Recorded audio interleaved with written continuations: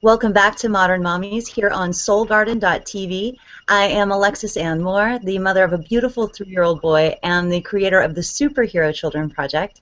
And with me today, I've got my lovely co-host, Jennifer Perry, who has been working in the Dallas school system for 17 years and is currently working as a school counselor and is the mother of 3 beautiful children. Excuse me for stumbling. I see Misha joined us too.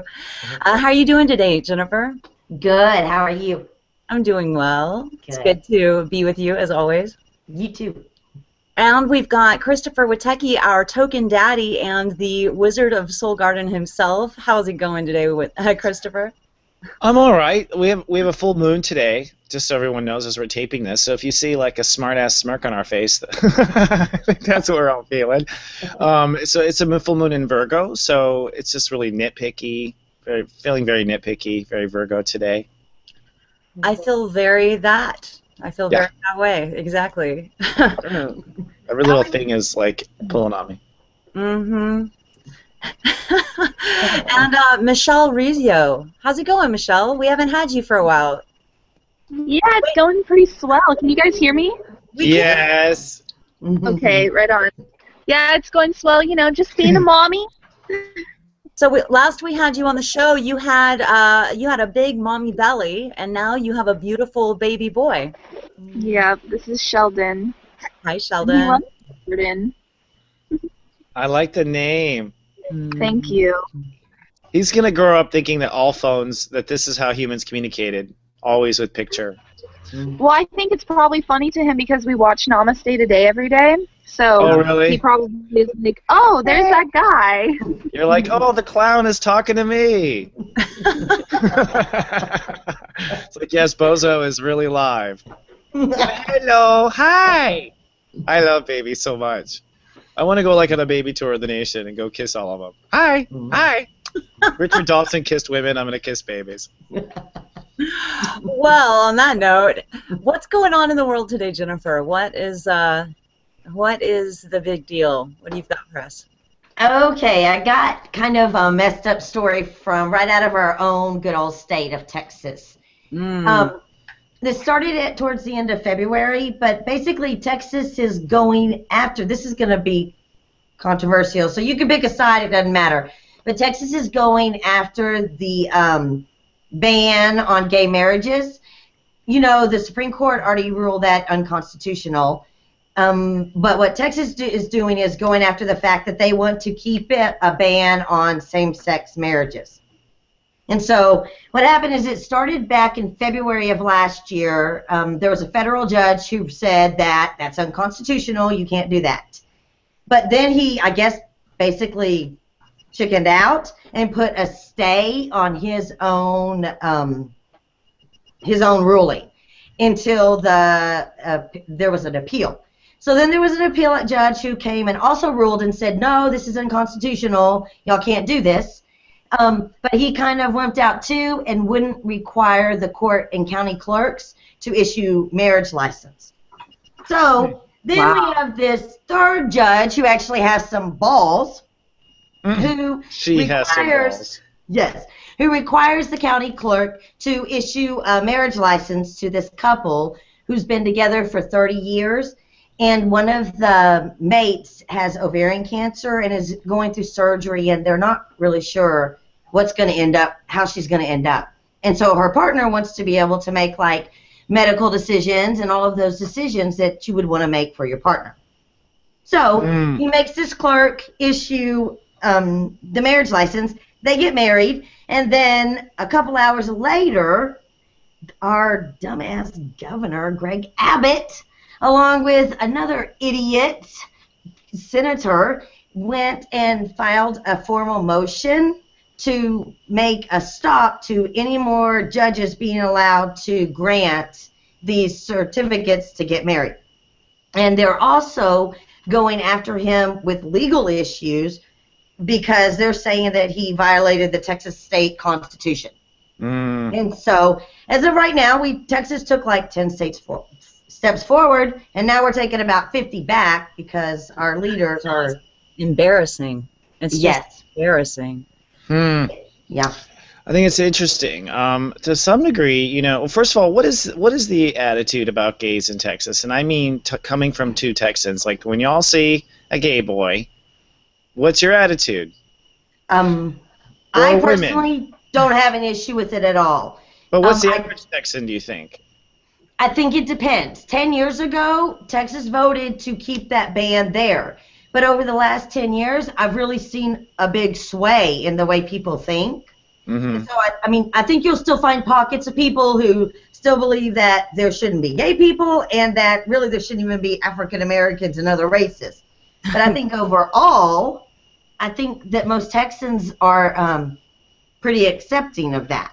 It seems my experience in Texas as I've driven around that as long as it's not on their property, they're okay with shit. Hmm. Yeah. Like, Yeah. whatever you do on your property is your thing, man, is kind of the Texas vibe. I've never really felt, certainly there's a cowboy homophobia kind of Yes. vibration absolutely there. Hmm. Hmm. So I don't know how safe a gay boy would feel walking into a cowboy bar. I think that would be a risk. You know what I mean? It would Like, just, yeah, it would totally Okay. depend on where you were. If you were in like a little small town where they're less tolerant, it would probably be really scary. If you were in like Dallas or Fort Worth or Austin, probably even Houston, I think it would be very different.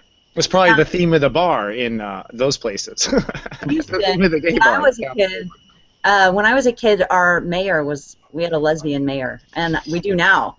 And then Montrose was like where I grew up, an artist, musician, kid, and that was the scene for that was Montrose, which was also like a mini San Francisco. So that's what I grew up around. That's what was normal to me. In Texas. In Houston, Texas, yeah. Right. Well, and that's a little bit more metropolitan area too. I mean, I think metropolitan areas are always a bit more liberal in any state, and more tolerant than you would have, out in your rural areas. I think it's with the positioning of the legality of this whole marriage thing. I almost get this sense. There's another state. I think it's a Alabama judge is doing something similar. Yes. And there's almost and what's happening here is you're almost hearing the Civil War, like state versus national power kind of stuff, Hmm. like, and I almost feel like that's why I'm asking, are Texans really wigged out by gay energy, or are they just maybe the right? I mean, everyone is going to use this for election coming up. Everyone's going to use this issue to whatever their side is and strengthen their side. So there's going to be some of that hee-hawing, I think. But I also think that there's long-term strategies kind of quietly at play here, which is, we have the right to say no to the Supreme Court. Hmm. Hmm. Yeah. Yeah, I think that's kind of what Alabama was saying, is that our law trumps what y'all say, which is kind of crazy. But there were only 13 states in the United States right now that still have a ban on gay marriage. And so they're really kind of, at this point, we're outnumbered. I think as I'm analyzing the future of the potential of world peace, it looks like everyone is going to have to deal with something they don't like, including us, those of us who are pushing for world peace. Like, everyone has to compromise, and everyone has to get used to it, or we can forget about ever getting along. You know what I mean? So, to some degree, I see that yes, gays will have to be able to marry, of course, and and so everyone's gonna have to get used to that. And I think to some degree, you're seeing the getting used to it part. You know what I mean? Hmm. Yeah. It's very threatening to some men, and I understand that energetically, because men are so shut off from intimacy a lot of times that when they see it like in that between two men, when they see that love exchange between two men, it not only blows their mind because they hadn't imagined that, it blows their mind because a shot got straight into the heart. You know what I mean? Mm. Like they just saw intimacy and that freaks them out. You know what I mean? Yeah. And then add on to it the alien. So humans are going to get used to all this, I think. But it's interesting. What really it's just so strange to me, this whole thing. It's just so It's just so stupid. I know these two women. They're mothers of two children, twins, and they are incredible mothers, and their kids are so happy, and it's like, to them it's like nothing different. They've got two parents, and that's just how it is. And it's confusing to me when these two women are obviously married. They live together. They've raised two children from birth, from the womb, you know, and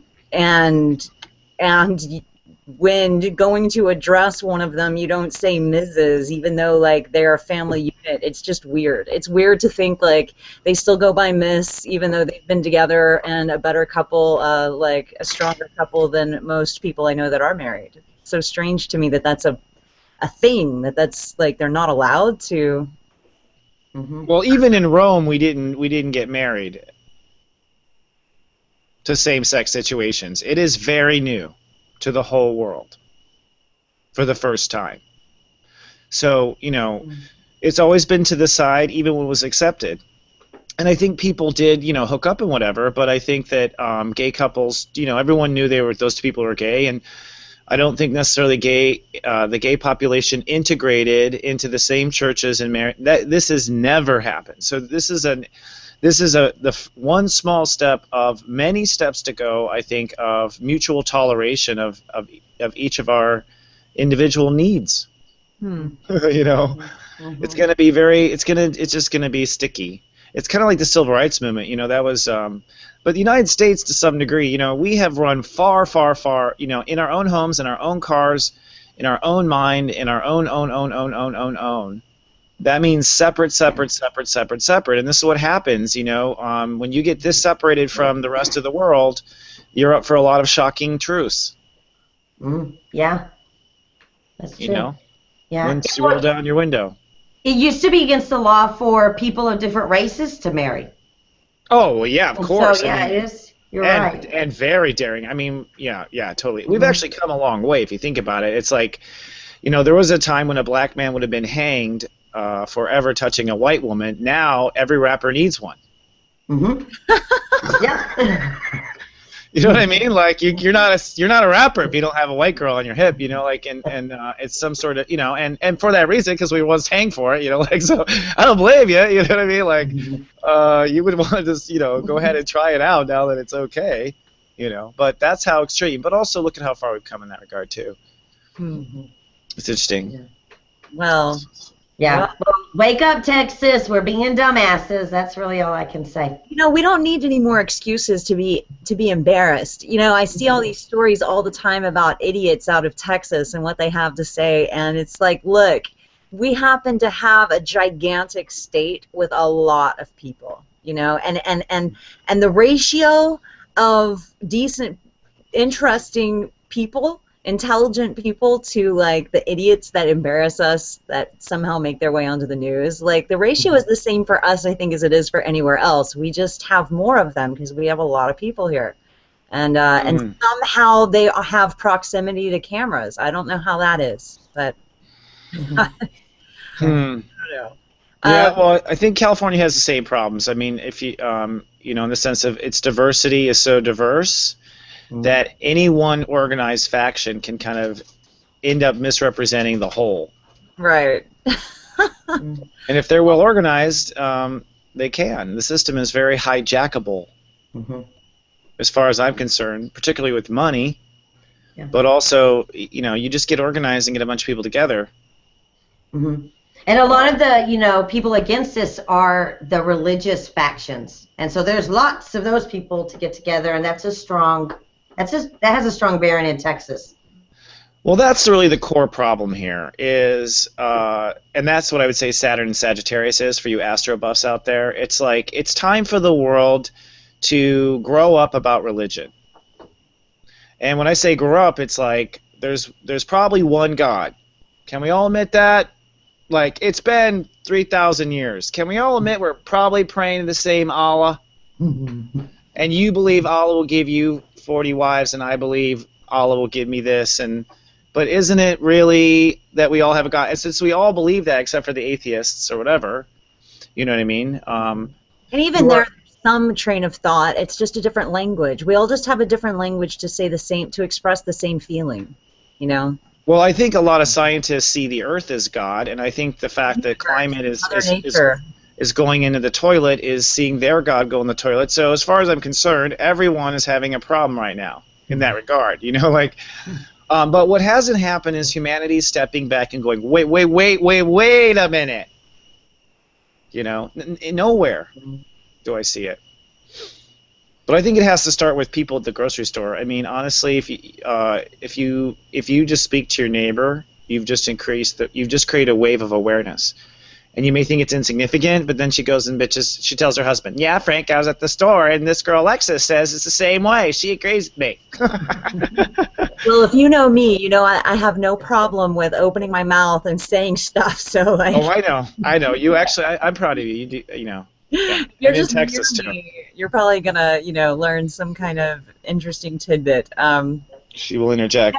With my students, I had my first superhero masters meetup today with my graduated students, and it was really cool. And what was really neat was I haven't seen these students in a while, so asking them what has changed for them or what they've experienced with continuing with the things that they've learned in the class, what it's been like, and they're talking about how they're sharing it with their friends and how their teachers, they're telling their teachers about certain things, and their teachers are starting to just naturally adopt it into the class language, and that's like affecting all these students. And I'm teaching love and a lot of other stuff, but mostly that to kids, and the fact that just like these couple of children have waved out and taught that to more. I mean, it's with anything. It's with anything you teach, whether you're teaching love or you're teaching hatred or you're teaching whatever you're teaching, the proper tire inflation, like people are going to share that information with others. Yeah. Or the Taliban. So be aware of what you're teaching, too. Be aware of what you're teaching other people, especially young people. Yeah. Praise. Speaking of young people, I can't even really introduce this topic, but we have to talk about this. But I'm going to give it a lot to Jennifer on this one. We are going to be discussing human sex trafficking here in our country, and child abuse that goes along with it. And I'm going to toss it to you, Jennifer. Tell us what you know on this subject. I know you're always so amazing with details and stats. With something like this, I'm so emotionally driven. I gotta rely on you here. Well, this is kind of my soapbox, because about 3 years ago, I went to a training on this as a counselor, and I was just horrified about what was happening in our own backyard that people don't really know about. Because when you think of like human sex trafficking, you're thinking of or I was thinking of people like over in China or over in India and places like that where it's happening. And it does happen over there too, but there is a huge issue of it right here in the United States that's going on. And what's happening is that there are 100,000 children every year who are forced into sex trafficking, forced into having some sort of sexual act by being either forced or manipulated, drugged, something like that. 100,000 kids a year. And when they said that, I was like, holy shit, no way. Are you sure it's not someplace else? But it's right here. And so the more I kind of learned about it, it opened up just a huge can of worms. And we've really come far. At the beginning when this was happening, the police officers and the people were arresting the children, like the prostitutes or the people doing the pornography. But now as more education's happened, they're really starting to figure out that these children, they're victims. They're being coerced or manipulated, or they run away and they're being held captive against their will to do these sexual things.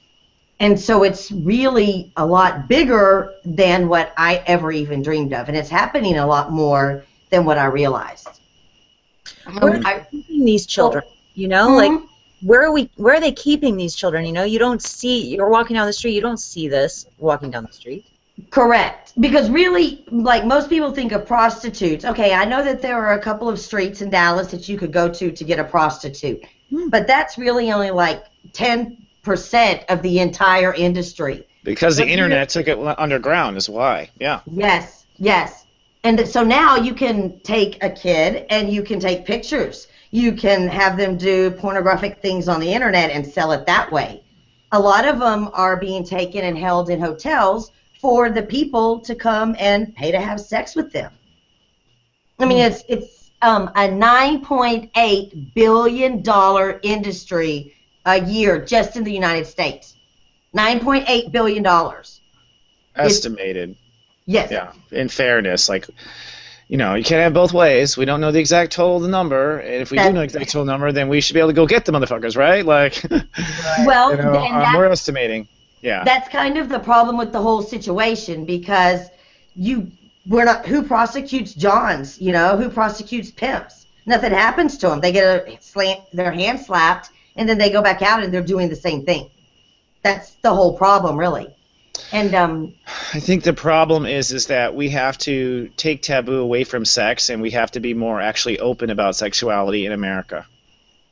I think that because we're so tied down and we're so under this Protestant thumb, we're making it shameful from an early age for children to think about sex. Our parents don't let their children ever see their naked bodies.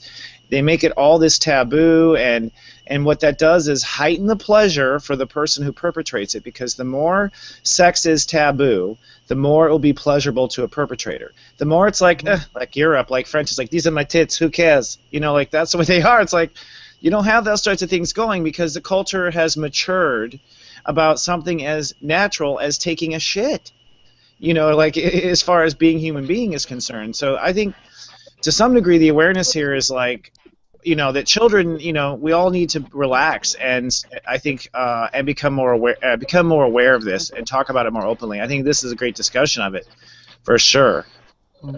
I totally agree with that. I did an interview with a film director of Not for Sale, and it was really telling to understand how much this is really going on. I recently just graduated from college in San Francisco, and there would be billboards talking about Not for Sale and hashtags about it.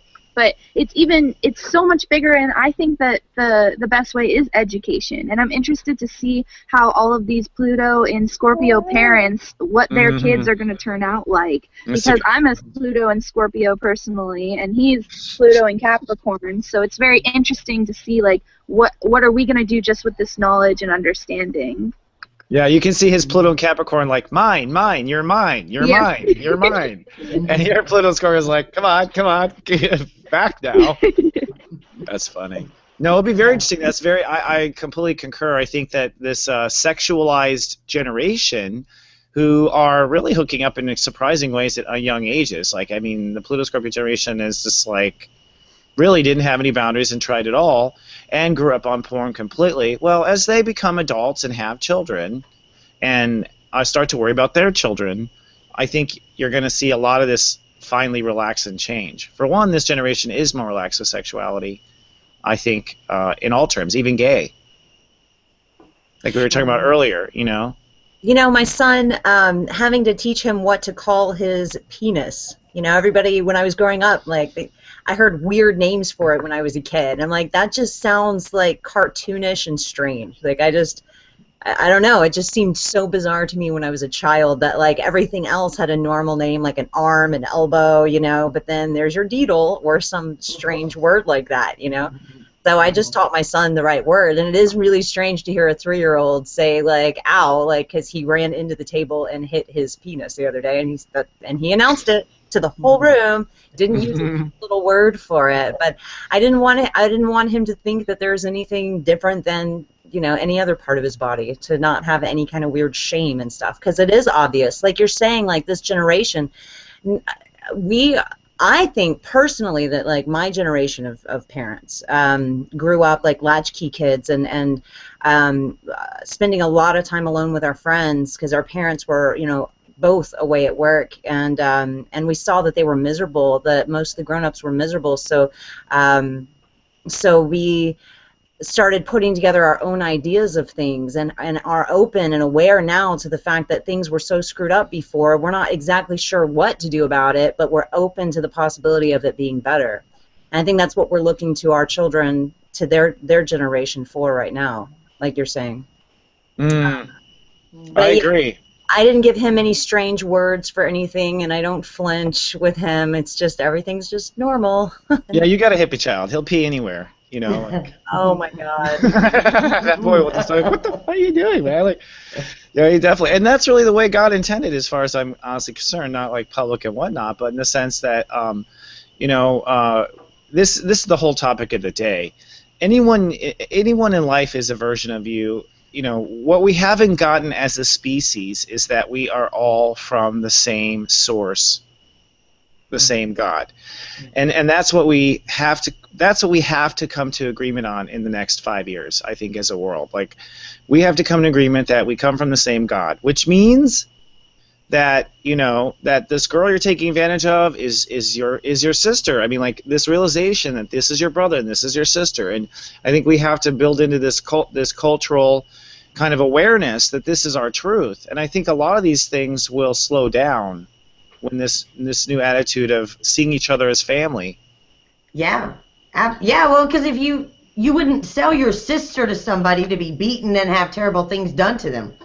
Unless they're on an MTV some reality people series. No, but seriously though, some people are. We do have moms and dads selling their kids for sex. And so we have got some screwed up people, but most people, if they would think that way, wouldn't be doing that. What happens is that when the whole culture relaxes and it's okay that you're into sheep, or it's okay that you're into this, and you're okay with it because you've faced your demons and whatnot, so everyone just kind of relaxes. Because, like the French, I mean, look at the French. They are really mature in that level, not other levels. They have their own issues, but in the level of, like, whatever you're into, they're like, yeah, so, you know, like, it's no big deal. So what happens is, if someone is taking advantage of a girl in front of you, or something looks inappropriate, when you're a person who feels okay with yourself, you right away see something's weird there. Mm-hmm. Something's weird there. Like, that stranger with that girl's weird. I'm going to follow him for a block. Like, that's where the village takes over, right? Mm-hmm. Because the standard citizen did notice, didn't have the courage. Who am I to judge? I'm in the sheep. Whatever. You know? Mm-hmm. Yeah. Well, and I'm cool with you screwing a sheep. I'm not cool with you screwing the sheep isn't. Well, no, actually, none of it's cool. And everything that goes into that, because to me, that preying on, and in that, like, in that way of being, that is like the ultimate power hungry, you know? Mm-hmm. I always felt kind of like I didn't believe in the concept of sin, as long as you're open in your heart and you learn and you grow as a human being. But that, to me, like, really, really, you're really, like, tainting a beautiful light of a child, like their life and their outlook on life and what they believe is true about their right to exist and to be happy in their own skin, and you're screwing that up from childhood. That is, and it's even, to me, worse than murder, I think, because that's an entire life of living where everything is going to be skewed mentally, emotionally, spiritually towards pain because of what you've chosen to do. I can't really imagine how sick you'd have to be. And it's a power-hungry thing. It is. And so what, you know, we're talking about this amount of money. I am imagining that would be coming from power-hungry people, which would probably be a lot of times elite people. Remember we talked about Bill Cosby, and that's exactly what he was doing, and he was seeking out just barely underage, and then like teaching them how to be, basically. I forgot the word for it. For when they did turn of age, so where they weren't underage, then he molding them. Or whatever. Grooming or molding, yeah. Grooming.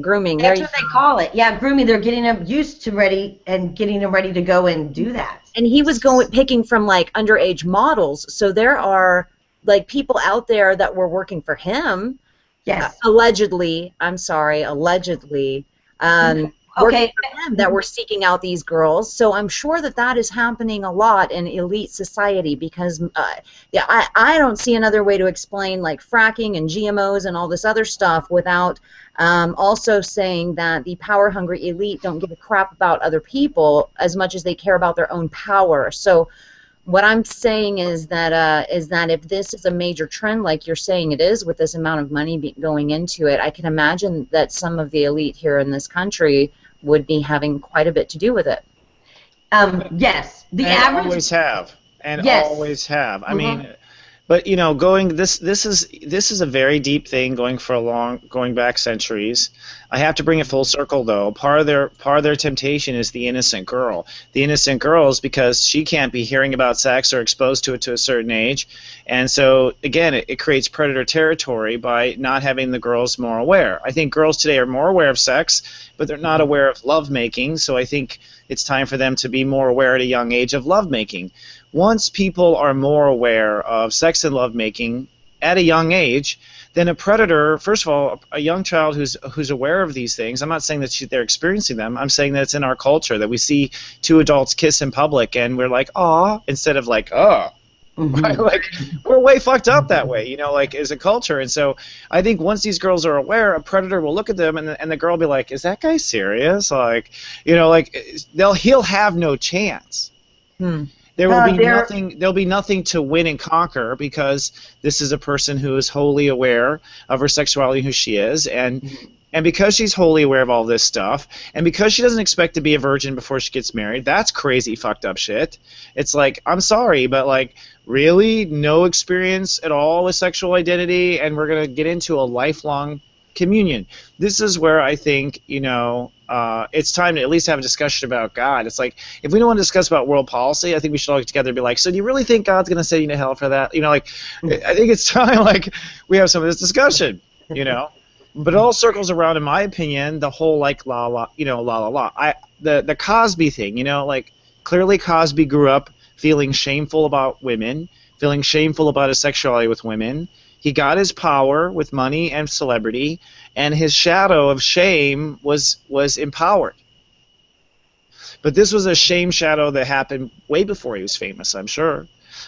Way, maybe in his own religion, maybe he was, you know, like, we made Bill Cosby. Our culture made that. We make these people. The way we raise them makes these people. And so, to me, this is why it's like, this is our family. It's like, ooh, you know, it's like, I can't believe your cousin's picking his nose in public. It's like, well, go tell him. I think it's even more than that, and with Cosby. I mean, do y'all know any of the details on that Bill Clinton scandal about him having some, like, underage sex ring island? What? Y'all, I'm telling you, it's the average buyer is like an upper middle class elite person. It's happening in. I believe it. There's a Senate, and I mean it's highly up there, which is why they get away with it because judges are involved. They're not prosecuting people. Right. And so, yeah. Again, I think the last thing, you know, after 30 years of the war on terror and the war on drugs and the war, you know, all you people who want war, you got it. It's worse. So I think it's time to go Switzerland, man. Where it's like, let's quit. I don't care. I don't want to prosecute them. I don't want to waste the money. I don't waste the time. You know what I want to do? I want to take that money. I want to go teach girls before they fall in on that island. I want to make sure they get a banner ad before they end up working on that island. I want to deprive the island of girls that can be there. You know, by them knowing. Like, I think it's horrible. I mean, that sounds like another MTV reality series waiting to happen. Well, but the education is totally the most important part. The education is absolutely the most important part because it's like, have you heard of Snapchat?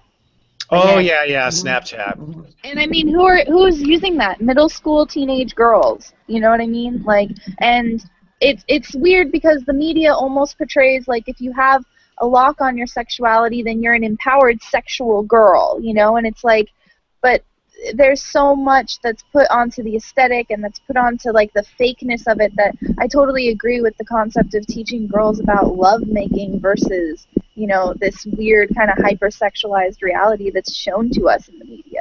Because it's like, as somebody who turned into a teenager as the internet was kind of coming into it all, and being able to have that in my pocket, it's something that you can kind of get swooped into really quickly, and it's second chakra, and that's so easy to be like, here, turn your second chakra's attention to sexuality instead of art and creation, you know? Very much true. But at the same time, I think it's also the first step of us coming out of this dark closet, you know, because for a long time, these predators this was the truth is for a long time this trade has gone on since the beginning as far as trading children for sex and slavery and all sorts of things. This has always gone on. Yes. And it's because of the internet that we know.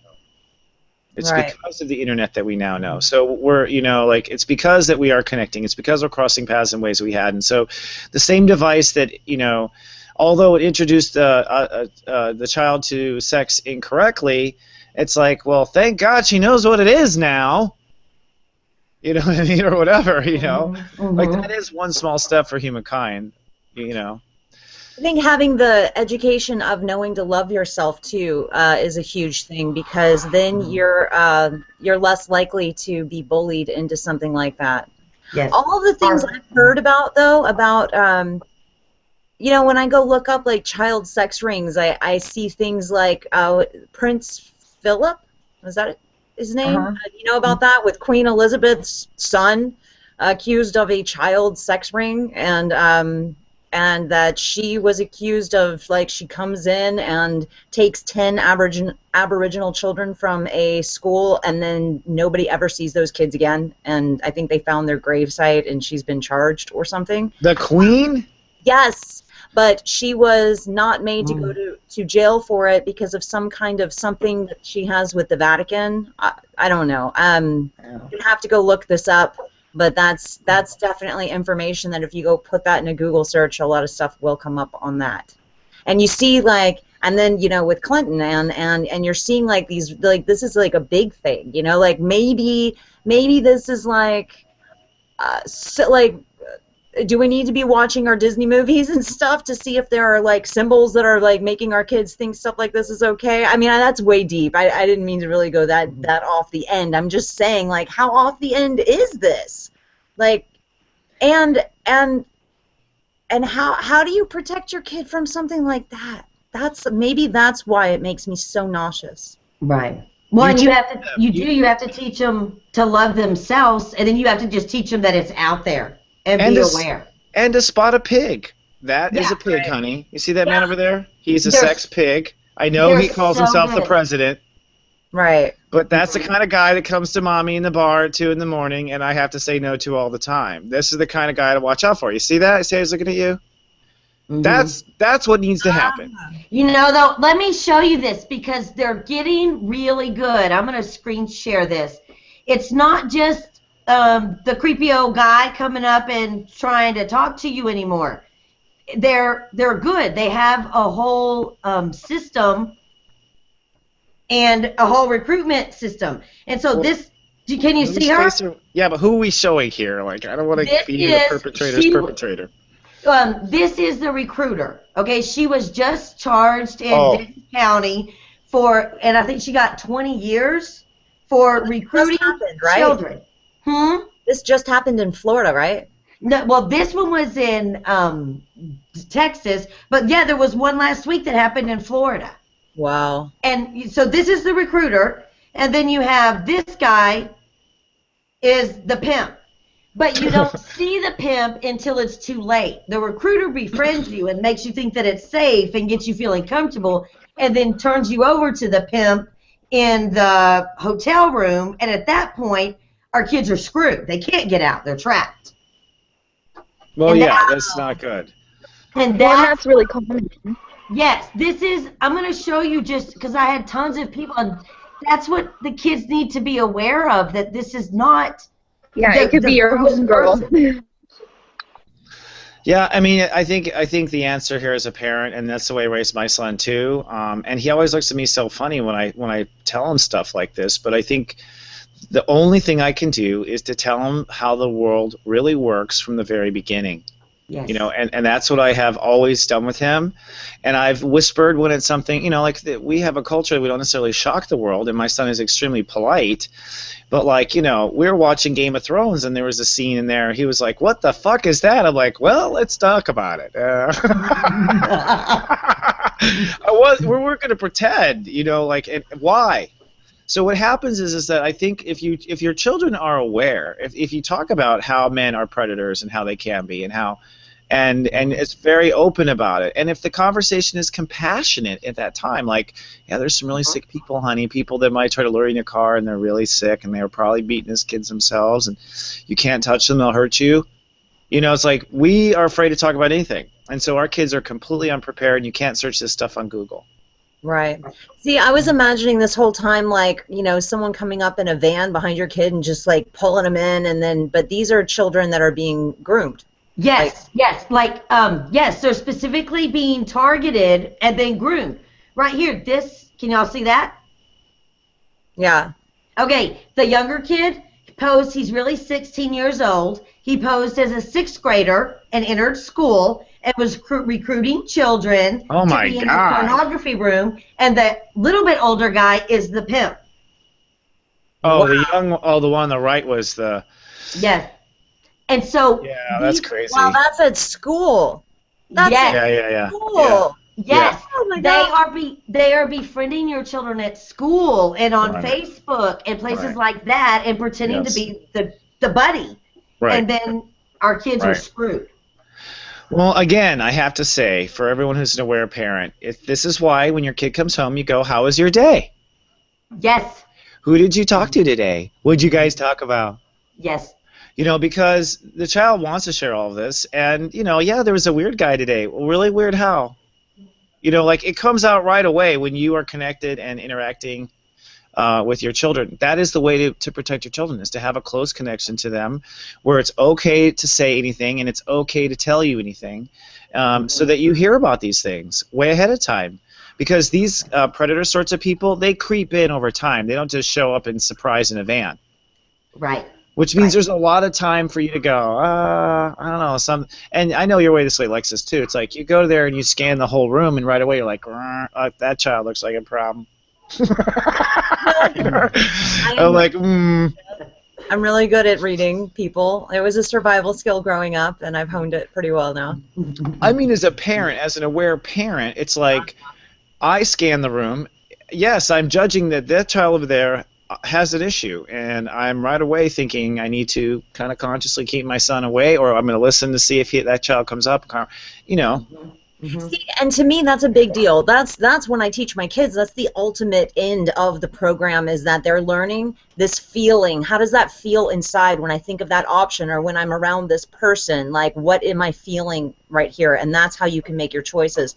And that's something I've always done, so that it comes very naturally to me. And I would easily pick up on that person, and that's how I probably survived my childhood, was because I was able to do that. And teaching that to children, that is crucial. That is crucial. It's a difficult thing, though, and it requires teaching first and foremost self-trust, so that you can trust yourself. And I see, I get crap sometimes into not a debate, but a thing with people about, being judgmental. It's not the light worker's path to judge, and I'm telling you, that is our animal instinct, and we need to honor that we are animals. That makes everything in life easier when we honor our human animal, and that is part of it. That is part of it. I think with judgment comes other I think judgment is, judgment is, are you too drunk to drive? Oh, don't judge. Of course you're going to judge if you're too drunk to drive. Of course we're going to judge. We have to judge. The problem is that we condemn people afterwards, after the judgment. Mm-hmm. And that's, I think, the issue is, I'm going to judge you as a crazy motherfucker, but I don't condemn you. It's all good, brother. No, I judge whether or not I'm going to continue to be in your presence. That's pretty much it. I know, that's a Leo for you. Oh.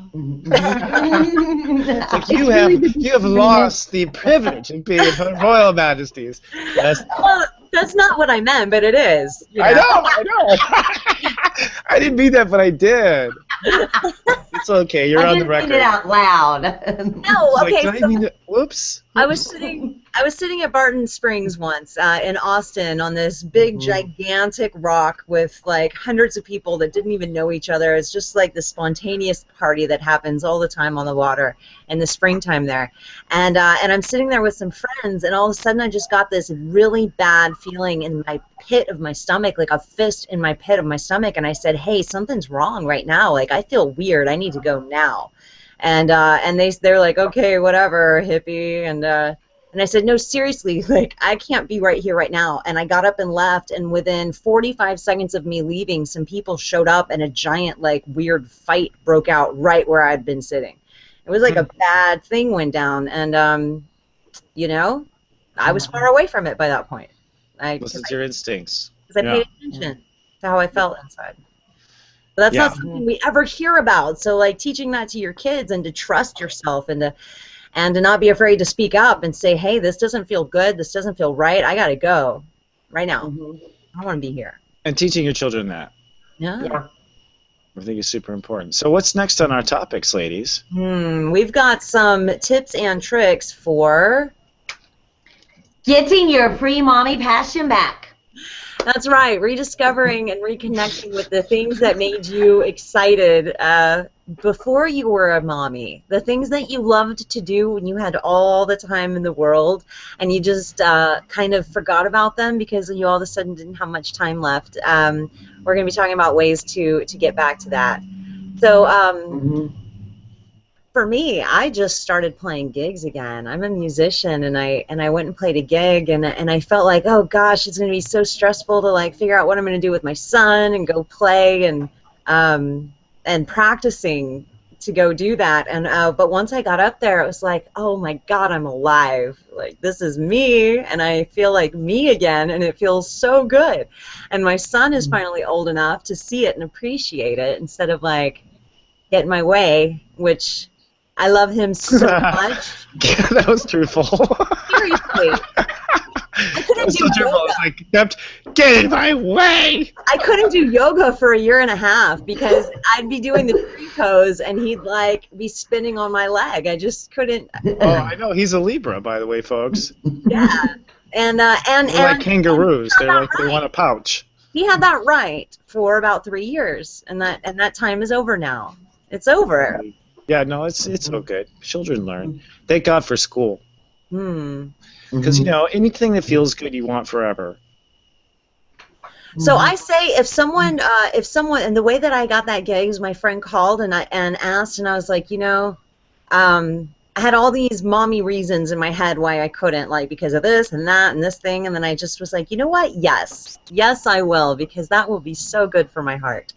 And I ended up taking him, and he had a great time. And he did not get up on the stage. He danced and was super cute, and it was great. It was a really good time. Did you like prop him up on a bar stool with a mug? Like, would you?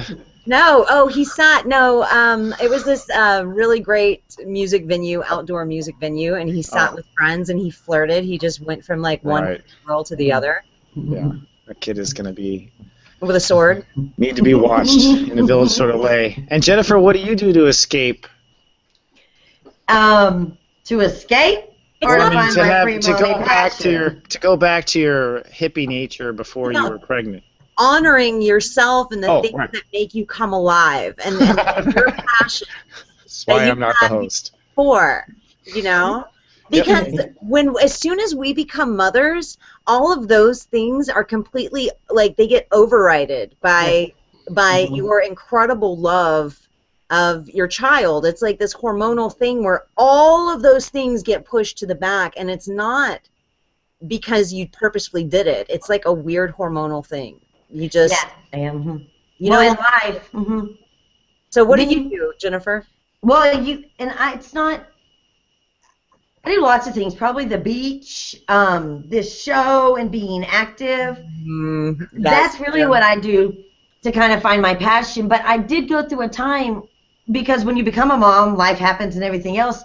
And at one point, I couldn't even remember what my passion was or what I liked to do. And so it took me some time to kind of look and dig back and like look at my life and what I did when I was a kid and things like that I really loved to do before I could even really remember what I was truly passionate about. Hmm. Because I'd spent so much time on everything else. And, you know, I knew I was passionate about my job, and I knew I loved kids. But besides that, you know, what did I really love to do when I was a kid? Like, yeah. And so I really kind of had to search. For me, I picked up a book about a month and a half ago, and I laid down and I started to read it, and I sure the hell didn't finish it because, you know, when I used to read, I mean, I'm a reader. I have so many books, it's ridiculous, and those are just the ones I can't get rid of.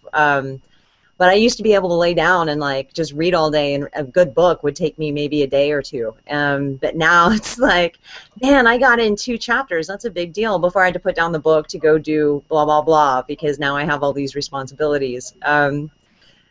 But just laying down to read 2 chapters was such a big deal. It reminded me of everything. Like, it reminded me of how I used to lay in the hammock in the sun and read books and play guitar all day. And you know, like when I'm talking like this, I feel kind of bad, like I'm saying, oh, my son, you know, kept me from doing the things I love, but it's not that. It really is this weird hormonal thing where none of those things were important until now.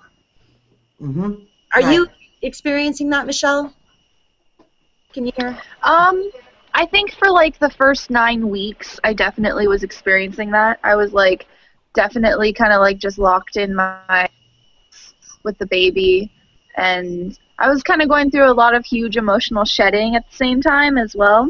And so I think like Sheldon's like about 18 weeks old now, and I've really started kind of including him in all of my passions. Like we do yoga together. Like I just hold him as if he's a weight, or I have like I have a little gym that I'll set up next to me, and he'll be like doing tummy time and like playing with the little mobiles while I like do a sun salutation or something like that.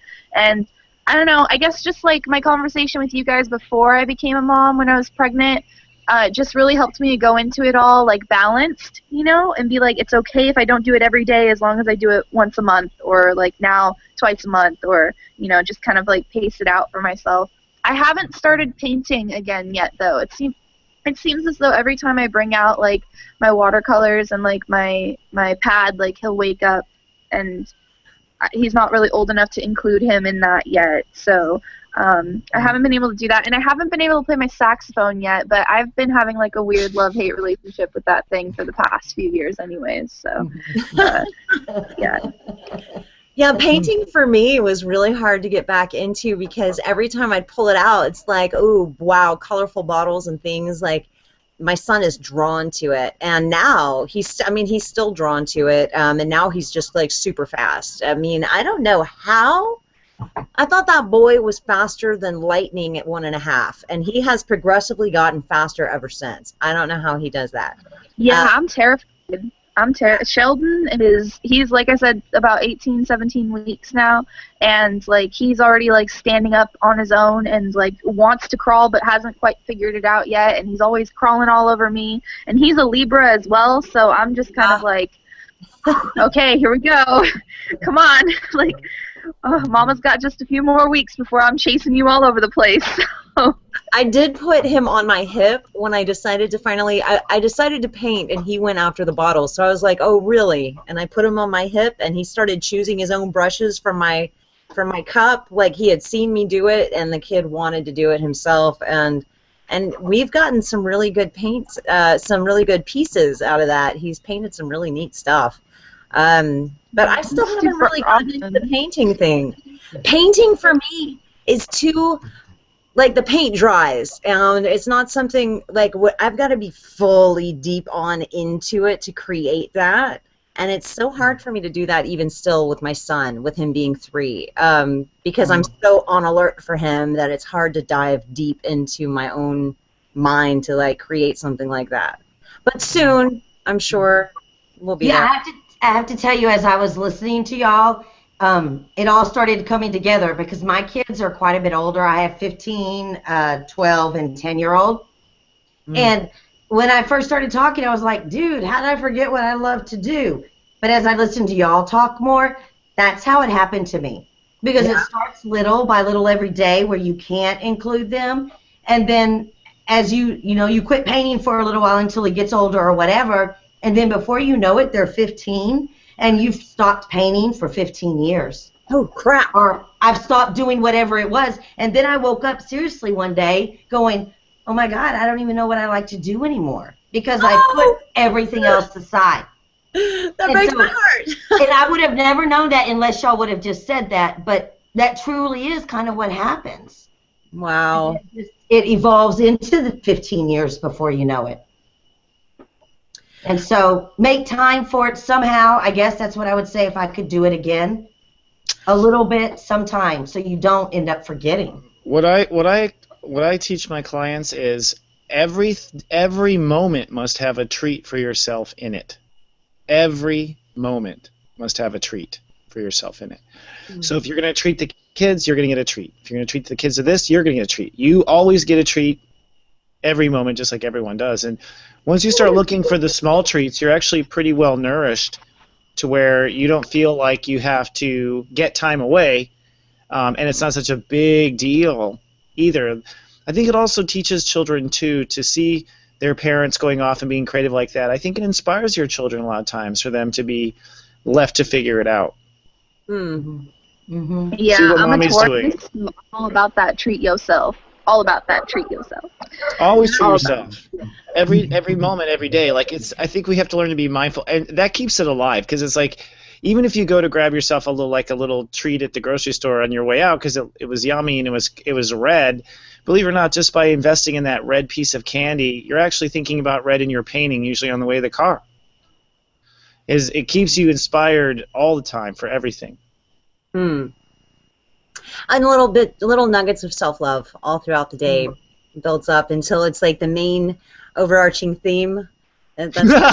Which means you find the Leo in the mirror, like, that's the overarching theme, right? She's like, no, and I think it's true. I mean, with Leos, I think anytime they catch themselves in the mirror, there's some chocolate in there somewhere. Hey, I agree with that, though. I'm Leo rising, and I'm starting to, like, enjoy the mirror. I'm like, hey, girl, how you doing? And I always enjoy the mirror. Like, running past the mirror, and now I'm just like, no, hey, girl. That's funny. I'm like House of Cards. Anytime it's a mirror, it's like a camera. I'm like, oh, you again. That's where I'm at.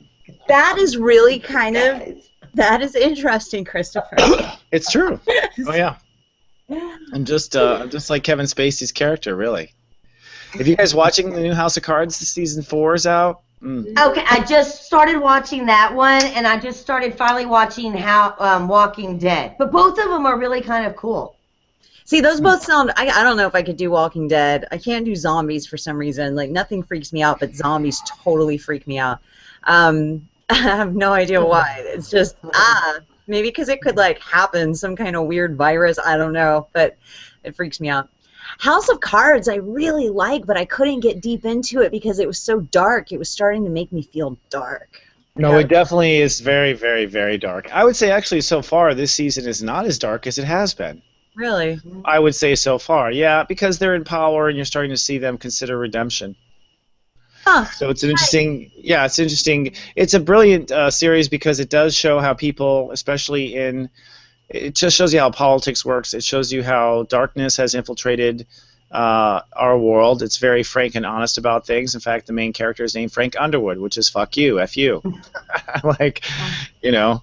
But anyways, it's a little treat for me, actually. That's my point, is like these little tiny things like this is like to go see some good modern art. And to me, good modern art is this series on Netflix where there's a lot of interesting discussion going on and truth happening in artistic ways. So there's a lot of little morsels of joy to grab, even in the quote entertainment market. Huh. Mm-hmm. Well, and that's been my little juicy one lately. I'm with the zombie thing. Like, I don't want to imagine a world that's taken over by zombies. First of all, that's completely contrary to my work. Right? It's like it's completely not at all what I'm doing here. I'm here to prevent the zombie thing from happening, and so it's like it's just not fun for me. That's funny. I tend to opt more towards like the nerdy sci-fi stuff where like good people are coming and doing things with their good powers or whatever. I don't know. I was so like darkened by House of Cards that I went and watched Psych. I watched Psych like immediately after just to get like this goofy, stupid, jolly humor. To as much of it as I could to like make up for the darkness that got in from the House of Cards. But anyway, we have totally gotten off topic. Now let's go ahead and without further ado, our Hot Daddy of the Week, Modern Mommy's Hot Daddy of the Week. This week I am so excited to announce Evan Jefferson. Evan Jefferson and his brand new baby girl Zoe. Can you see the picture of Evan? Can y'all see it? There it is. Mm-hmm. Yes. I can see it. Okay. So Evan is my friend. My sister Laura Jefferson is his wife and is Zoe's mommy. And Zoe is brand new. She just got here end of February, and so I am really excited to announce that Evan is the Hot Daddy of the Week this week because look at that picture. He's just crashed out holding the sleeping baby, and what I see in this picture is what's missing. The mommy. Laura is like either sleeping or enjoying herself, and that is what I am loving the most about this picture. Or she's taking the picture. That's probably what's happening. As a father, I could say this is your favorite moment. Actually, I was so grateful to have a baby son because I could get naps and my wife would not give me shit about it. I'd just be like, come on, nap time for me and the baby. Thank God. That's Seriously. pretty cool. I never thought of it like that. Oh, yeah, because otherwise you girls would be like, that door is squeaking or whatever. You know, like there's always something to do. But if you're taking care of the baby. Oh, yeah, and take a nap with the baby. Oh, yeah. Wait for Oh, yeah. That's- Napping with the baby's best. And babies are so sweet to nap with. So congratulations, Evan, and congratulations, Laura, and congratulations, Zoe. You got two really great parents. But yeah, so I'm really excited about that Hot Daddy of the Week this week.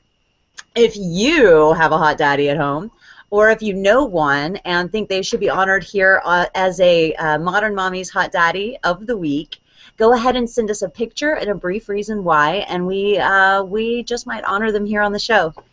If you go to the website at soulgarden.tv, you will find a link to upload your hot daddy. So go ahead and go there and send them on in. Also, you can find us on Facebook. We've got a group on Facebook, Modern Mommies group on Facebook, so find us there. And also, you can join our mailing list where you will get updates on blog posts and all kinds of other neat things. So be sure to find us there. And you can find other past shows of the Modern Mommy shows on the Soul Garden YouTube channel. So go ahead and find us there and see what else we've talked about. It's been a lot of interesting stuff. And subscribe if you haven't already, and help us out with YouTube there. And that pretty much brings us to the end of this week's show. I want to say thank you, Michelle, for joining us with Sheldon. It's so neat to see him out of your belly now, since we got to know you while he was inside your belly. Hi, Sheldon. You've been super cute, man. Thanks for joining us. You even got a nap in during the show. Oh, wow, multitasking. Well done, sir. Christopher, as always, hey, we're really happy to have you with us. We've been missing you, so happy to have you here with us this week. Thank you. And Jennifer, as always, wonderful to hang out with you. You too. And we'll be back. We'll be back next week here on soulgarden.tv at 6:30 Central, 7:30 Eastern. Here, like I said, soulgarden.tv. So until then, live, love, be.